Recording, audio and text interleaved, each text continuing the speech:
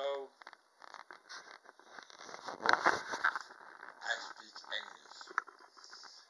I am a boy from Eindhoven, Holland, the Netherlands, and I am sorry for a cat.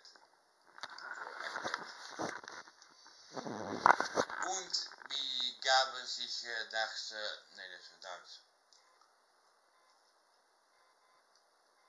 Mijn Engelse taal is hartstikke goed, man. You never